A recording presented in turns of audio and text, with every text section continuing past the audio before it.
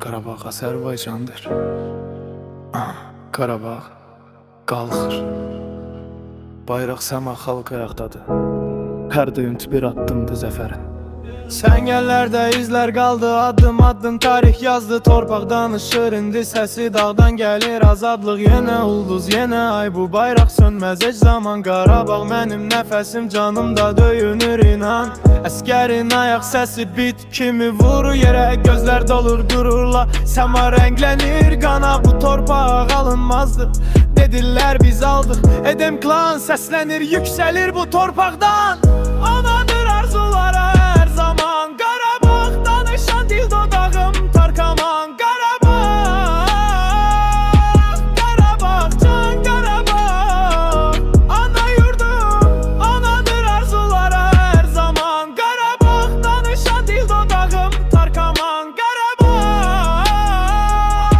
Qarabağ, can Qarabağ, ana yurdum. Bastrap vurur, mikrofon yanır, ritim partlayır, söz qanadlanır. Meydan bizdə, gürür bizdə, edem klan səsi hər yerdə. Xəritədə deyil tək ad bu qan yaddaşı. Qarabağ deyəndə vətənin üzü gülür. Düşmənə yerini göstərdi ordumuzun gücü. Əskərlərimizin zərbəsi, vətənin nəfəsi.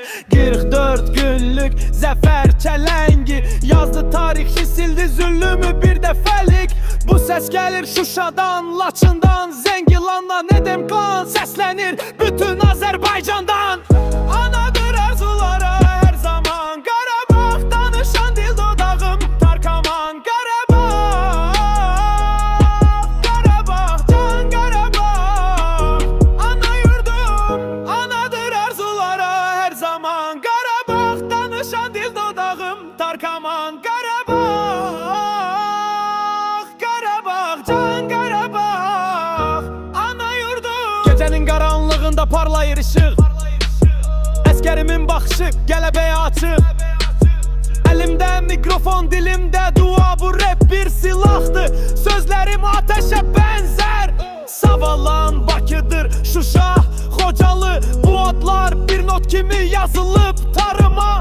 Bu torpaq üçün yaşayan hər bir can. Edem klan deyir, vətən sən bizdə varsan.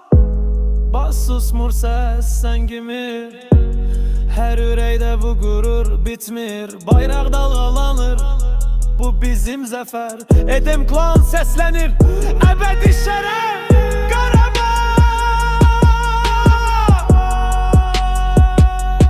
can Qarabağ, ana yurdum.